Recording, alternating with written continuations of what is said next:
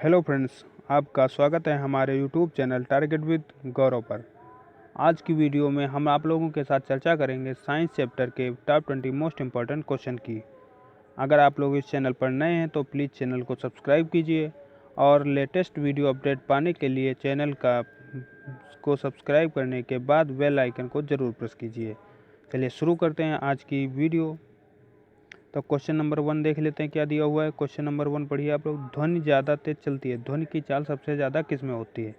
तो ध्वनि की चाल जो किस में ज़्यादा होती है, ऑप्शन देख लेते हैं इसके। ऑप्शन ए निर्वात में, ऑप्शन बी हवा में, ऑप्शन सी पानी में, ऑप्शन डी ठोस में।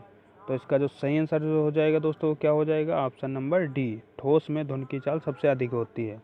और ठोस में ध्वनि की चाल सबसे अधिक क्यों होती है ये भी आप लोग जान लीजिए, क्योंकि ध्वनि की चाल जो डिपेंड करती है वो किस पर डिपेंड करती है? घनत्व पर। जिसका घनत्व अधिक होगा उसमें ध्वनि की चाल सबसे अधिक होगी। इसलिए क्योंकि ठोस का घनत्व अधिक होता है इसलिए ठोस में ध्वनि की चाल सबसे अधिक होती है। चलिए अगला क्वेश्चन देख लेते हैं। अगला क्वेश्चन भी बहुत इंपॉर्टेंट है परीक्षा की दृष्टि से। ये क्वेश्चन सारे बार बार पूछे जा रहे हैं साइंस चैप्टर से, इसलिए हम आप लोगों के लिए कलेक्ट करके लाए हैं ये सारे क्वेश्चन। उत्सर्जन तंत्र किससे संबंधित नहीं है? उत्सर्जन तंत्र किससे संबंधित नहीं है? सबसे पहले आप लोग एक काम किया करिए, अगर कहीं क्वेश्चन में नहीं दिया हुआ है सबसे पहले आप लोग क्या करेंगे? नहीं को अंडरलाइन करेंगे, क्योंकि आप लोग यहीं पे गलती कर देते हैं।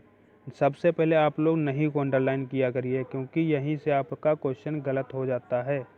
ऑप्शन देख लेते हैं इसके। वृक्क से, ऑप्शन बी कान से, ऑप्शन सी फेफड़े से, ऑप्शन डी त्वचा से। तो उत्सर्जन तंत्र किससे संबंधित नहीं है? इसका जो दोस्तों सही आंसर हो जाएगा वो क्या हो जाएगा? ऑप्शन नंबर बी कान से। उत्सर्जन तंत्र कान से संबंधित नहीं है, क्योंकि कान से कोई भी उत्सर्जी पदार्थ नहीं निकलता है। उत्सर्जन तंत्र का बेसिकली काम ये होता है शरीर की जितनी भी गंदगी है उसको बाहर करना। तो आपके उत्सर्जन तंत्र में कौन कौन सी चीज़ें आती हैं? आपका आता है वृक्क। वृक्क से आपका क्या निकलता है? वृक्क से आपका मूत्र निकलता है।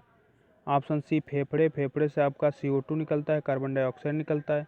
और अगला ऑप्शन देख लेते हैं त्वचा से। त्वचा से आपका क्या निकलता है? त्वचा से आपका निकलता है पसीना। त्वचा से आपका क्या निकलता है? पसीना। इसलिए ये सारे क्या हो गए? आपके उत्सर्जी अंग हो जाएंगे।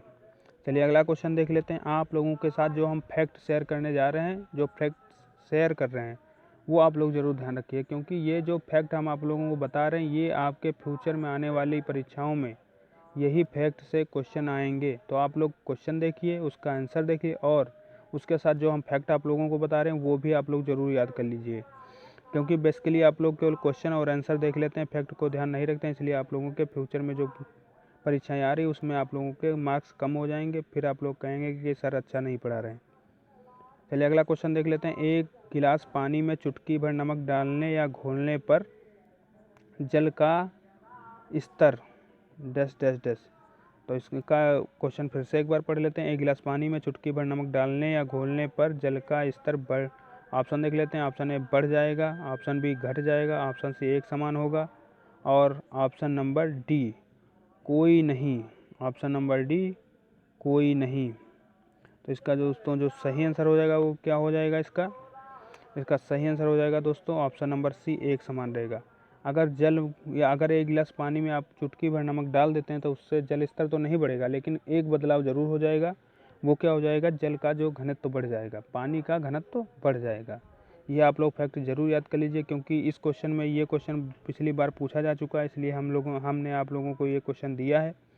जैसे इसमें पूछा है गिलास पानी में चुटकी भर नमक डालने से या घोलने से जल स्तर क्या होगा? बढ़ जाएगा या घट जाएगा? और बेसिकली इसकी जगह पर वो पूछ सकता है कि आपसे अगर चुटकी नमक डालते हैं तो उसका घनत्व तो बढ़ेगा या घटेगा? तो उसका घनत्व तो बढ़ जाएगा। चलिए अगला क्वेश्चन देख लेते हैं। ये भी बहुत ही इंपॉर्टेंट क्वेश्चन है परीक्षा की दृष्टि से। मनुष्य के हृदय में कितने कक्ष होते हैं? मनुष्य के हृदय में कितने कक्ष होते हैं? तो ऑप्शन देख लेते हैं। Option A 1, option B 2, option C 3, option D 4।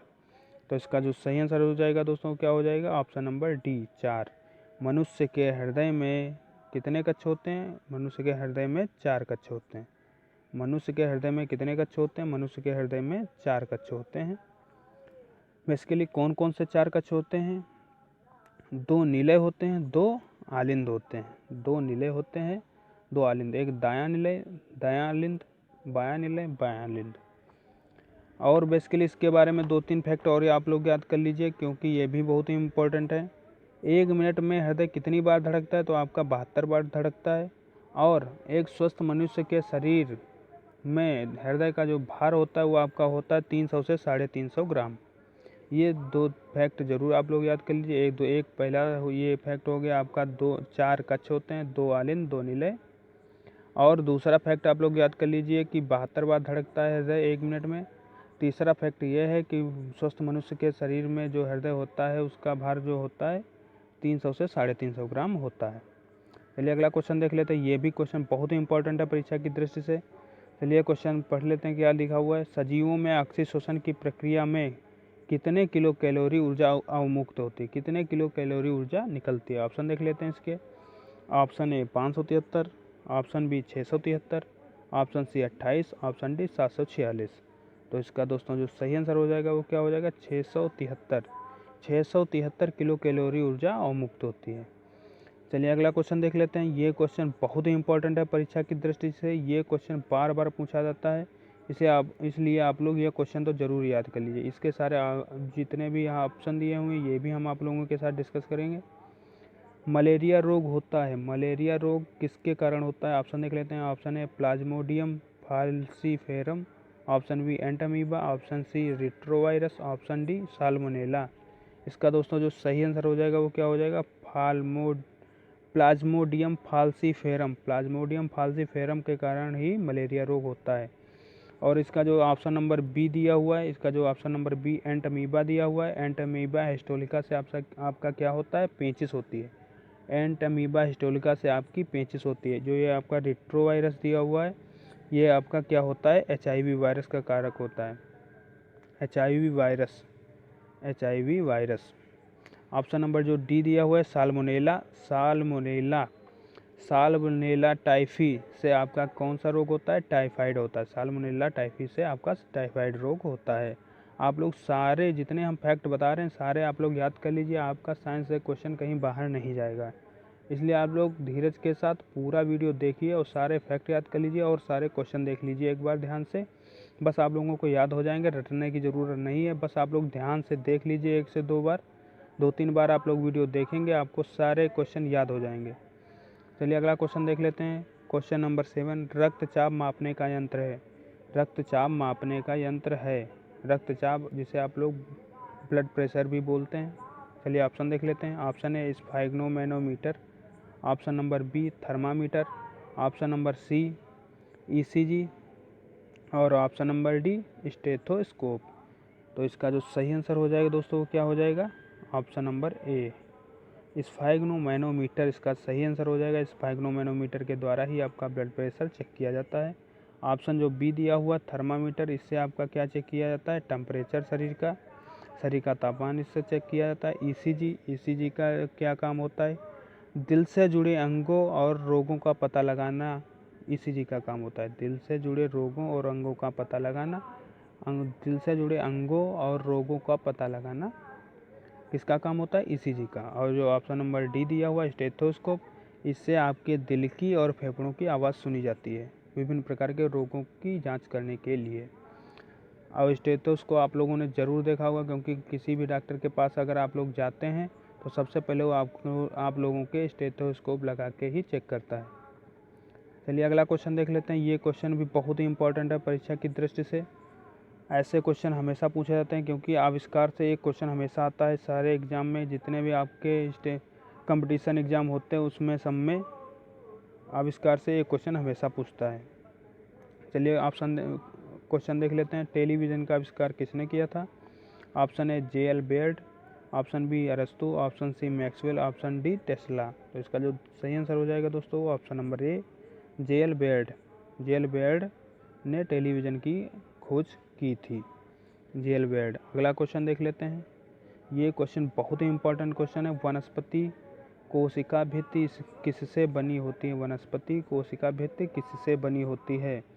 Option देख लेते हैं। Option A cellulose, option B glucose, option C sucrose, option D fructose. इसका जो सही आंसर हो जाएगा दोस्तों क्या हो जाएगा? ऑप्शन नंबर ए सेलुलोज। वनस्पतियों में जो कोशिका भित्ति पाई जाती है वो किससे बनी होती है? सेलुलोज से बनी होती है। एक फैक्ट और आप लोग याद कर लीजिए, जितने भी पादप और वनस्पतियाँ होती हैं उन्हीं में कोशिका भित्ति पाई जाती है, और जितने भी जीव जंतु होते हैं उनमें कोशिका भित्ति नहीं पाई जाती है। ये एक बेसिकली फैक्ट बहुत ही इंपॉर्टेंट है, ये आप लोग जरूर याद कर लीजिए। चलिए अगला क्वेश्चन देख लेते हैं। क्वेश्चन नंबर 10, दूध में पाया जाने वाला मुख्य प्रोटीन है। दूध में पाया जाने वाला मुख्य प्रोटीन कौन सा है?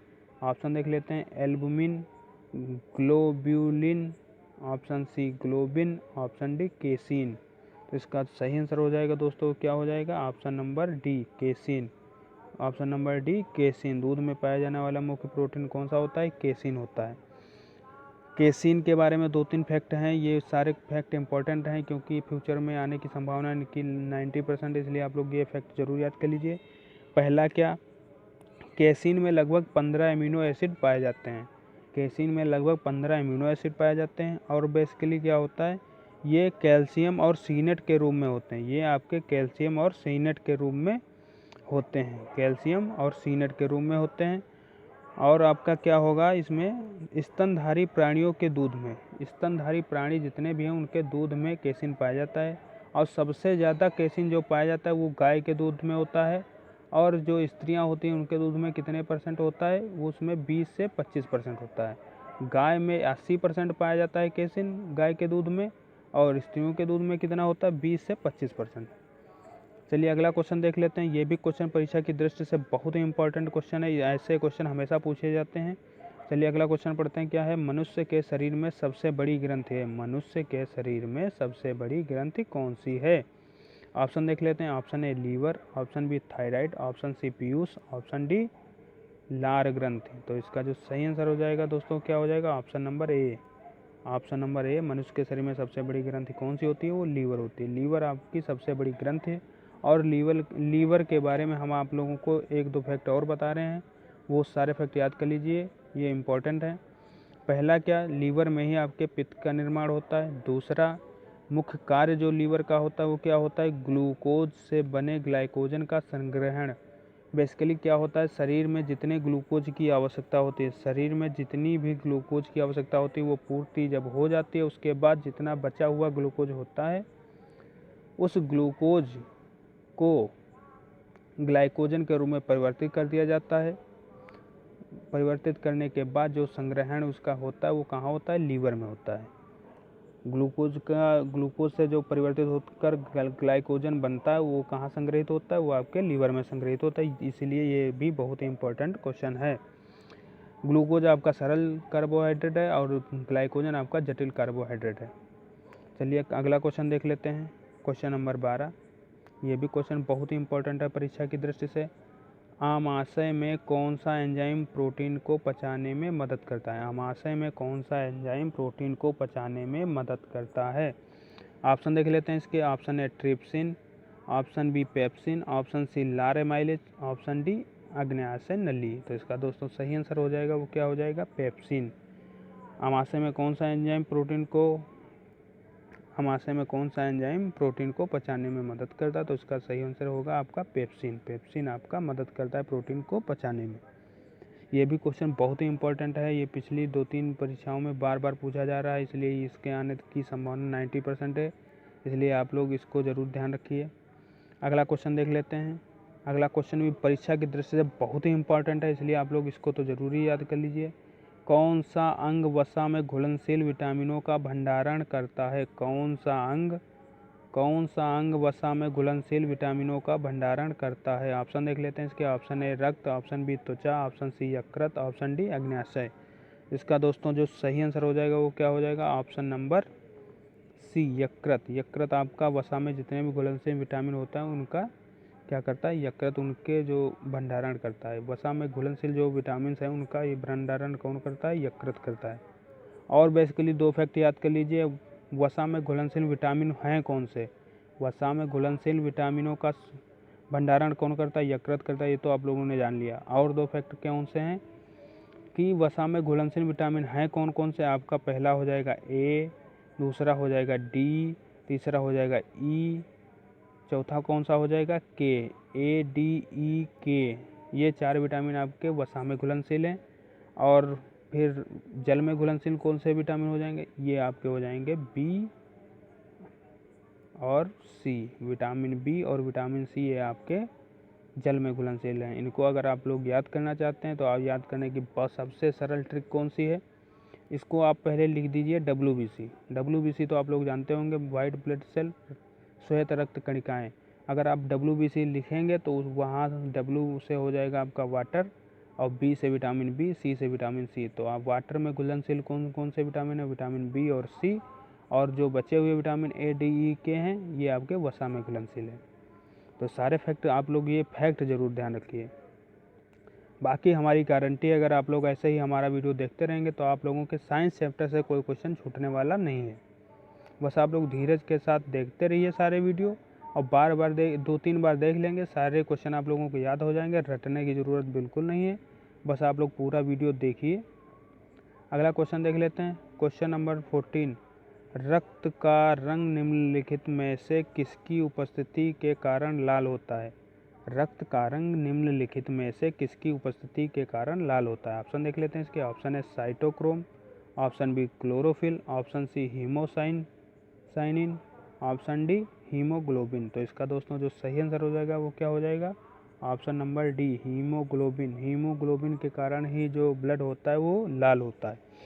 और हीमोग्लोबिन के बारे में जो 2-3 फैक्ट हैं वो ध्यान रख लीजिए। पहला कि हीमोग्लोबिन की जब कमी हो जाती है तो आपके शरीर में एक रोग हो जाता है जिसे आप लोग बोलते हैं एनीमिया। एनीमिया रोग हो जाते हैं जब हीमोग्लोबिन की कमी होती है शरीर में, तो उससे एक रोग होता है जिसे क्या बोलते हैं, एनीमिया। एनीमिया में क्या होता है, खून की कमी हो जाती है। एनीमिया में खून की कमी हो जाती है। दूसरा, हीमोग्लोबिन का काम क्या होता है, ये आपके ऑक्सीजन का संवहन करता है, आपके शरीर में ऑक्सीजन पहुंचाता है। और इसमें जो एक और फैक्ट देख लीजिए, इसमें जो ऑप्शन नंबर बी में लिखा हुआ है क्लोरोफिल।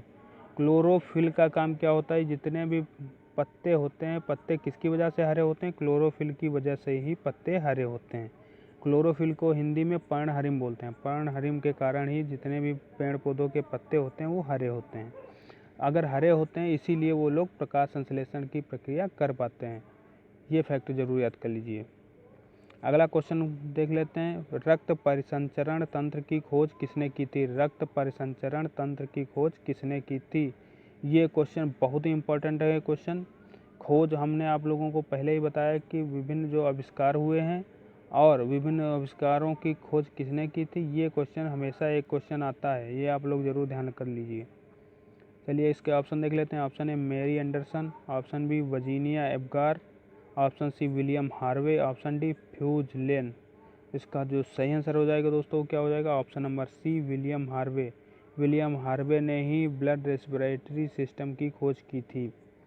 चलिए अगला क्वेश्चन देख लेते हैं। ये क्वेश्चन भी बहुत ही इंपॉर्टेंट है परीक्षा की दृष्टि से। गुर्दे की पथरी बनी होती है, गुर्दे की पथरी काहे से बनी होती है, कौन से केमिकल या रासायनिक पदार्थ से बनी होती है। तो इसके ऑप्शन देख लेते हैं। Option A calcium oxalate, option B sodium chloride NaCl, option C magnesium nitrate, option D CaSCO3 calcium bicarbonate. इसका जो सही आंसर हो जाएगा दोस्तों क्या हो जाएगा, इसका सही आंसर होगा आपका क्वेश्चन ऑप्शन नंबर ए कैल्शियम ऑक्जेलेट से बनी होती है। आपके गुर्दे में जो पथरी हो जाती है वो किससे बनती है, कैल्शियम ऑक्जेलेट से बनती है। और गुर्दे की पथरी अगर किसी को हो जाती है तो उसके लिए डॉक्टर आप लोगों को चावल खाने से मना करता है, इसलिए चावल ज़्यादा नहीं खाना चाहिए, चावल बहुत नुकसानदेह होता है। चलिए अगला क्वेश्चन देख लेते हैं। ये भी क्वेश्चन परीक्षा की दृष्टि से बहुत ही इंपॉर्टेंट है, इसलिए आप लोग ये क्वेश्चन ज़रूर याद कर लीजिए। हमारे चेहरे में कितनी हड्डियाँ होती हैं, हमारे चेहरे में कितनी, बेसिकली आप लोगों को ये तो पता होगा कि हमारे शरीर में कितनी हड्डियाँ होती हैं। तो कितनी होती हैं हमारे शरीर में हड्डियाँ, 206। और इसमें पूछा क्या गया है, हमारे चेहरे में कितनी हड्डियाँ होती हैं। हमारा चेहरा दिखता तो प्लेन है, लेकिन उसके अंदर जो हड्डियाँ होती हैं वो अलग अलग टाइप की होती हैं। ऑप्शन देख लेते हैं। Option A 34, option B 24, option C 14, option D 4। तो दोस्तों इसका जो सही आंसर हो जाएगा वो क्या हो जाएगा, 14। 14 हड्डियाँ होती हैं हमारे फेस पे, हमारे चेहरे में। अगला क्वेश्चन देख लेते हैं। ये क्वेश्चन बहुत ही इंपॉर्टेंट है। मैंगीफेरा इंडिया किसका वैज्ञानिक नाम है। मैंगीफेरा इंडिया किसका वैज्ञानिक नाम है। विभिन्न जितने भी फल सब्जी और जैसे आपके जीव मनुष्य, जैसे टाइगर हुआ, आपके जितने भी फल हुए सब्जी हुए, इनके सबके वैज्ञानिक नाम पूछता है। वैज्ञानिक नाम हमेशा पूछा जाता है कंपटीशन एग्जाम में, इसलिए आप लोग कम से कम 20 वैज्ञानिक नाम याद कर लीजिए, नहीं तो हम आप लोगों को एक PDF फाइल बना के दे देंगे। हम आप लोग हमारे टेलीग्राम ग्रुप ज्वाइन कर लीजिए, हम आप लोगों को एक PDF बना देंगे। बस उतने ही आप वैज्ञानिक नाम याद कर लीजिए, उसी में से क्वेश्चन जो आएंगे उसी में से ही आएंगे। दोस्तों इसका जो सही आंसर हो जाएगा, ऑप्शन देख लेते हैं पहले। ऑप्शन ए अमरूद, ऑप्शन बी आम, ऑप्शन सी आंवला, ऑप्शन डी कटहल। तो इसका जो सही आंसर हो जाएगा वो क्या हो जाएगा, ऑप्शन नंबर बी आम। इसको याद कैसे करेंगे, आप लोग जिसे पढ़ेंगे मैंगी फेरा इंडिया, तो मैंगी से आप बना लेंगे इसको मैंगो। मैंगी से आप इसको क्या बना लेंगे, मैंगो। और मैंगो माने क्या होता है, आम। मैंगी से इसको मैंगो बनाना है, मैंगो क्या होता है, आम। चलिए अगला क्वेश्चन देख लेते हैं। और हाँ, एक और बात याद कर लीजिए कि जो आम है वो इंडिया का राष्ट्रीय फल है। अगला क्वेश्चन देखते हैं, क्वेश्चन नंबर 19। ईस्ट एक है, ईस्ट एक क्या है, ईस्ट क्या है। ऑप्शन ए जीवाणु, ऑप्शन बी शैवाल, ऑप्शन सी कवक, ऑप्शन डी ब्रायोफाइटा। तो इसका जो दोस्तों सही आंसर हो जाएगा वो क्या हो जाएगा, ऑप्शन नंबर सी कवक। जो आपका ईस्ट है वो क्या है, एक कवक है। इसको खमीर भी बोलते हैं, ईस्ट या खमीर। विभिन्न पदार्थों को सड़ाने और गलाने के लिए आपके ईस्ट का प्रयोग किया जाता है। ईस्ट का प्रयोग भी कहाँ किया जाता है, विभिन्न रासायनिक पदार्थों को सड़ाने में ईस्ट का प्रयोग किया जाता है। ये फैक्ट याद कर लीजिए आप लोग।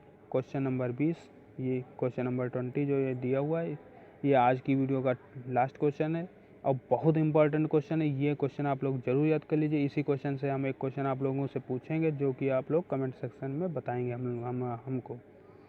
चलिए क्वेश्चन पढ़ लेते हैं। BCG का टीका निम्न में से किसके बचाव के लिए दिया जाता है। BCG का जो टीका दिया जाता है किस रोग के बचाव के लिए दिया जाता है। ऑप्शन देख लेते हैं। ऑप्शन ए पीलिया, ऑप्शन बी रक्ताल्पता, ऑप्शन सी क्षय रोग, ऑप्शन डी पोलियो। इसका जो सही आंसर होगा दोस्तों क्या हो जाएगा, ऑप्शन नंबर सी क्षय रोग, जिसे आप लोग क्या बोलते हैं, जिसे आप लोग TB भी बोलते हैं, जिसे आप लोग क्या बोलते हैं, TB। और TB के जीवाणु की खोज सबसे पहले किसने करी थी, तो TB के जीवाणु की खोज सबसे पहले किसने करी थी, जो सबसे पहले खोज करी थी आपके थे Robert Koch, RC Robert Koch थे। उन्होंने TB के जीवाणु की खोज की थी। ये बहुत इंपॉर्टेंट है, इसलिए आप लोग ये फैक्ट ज़रूर याद कर लीजिए।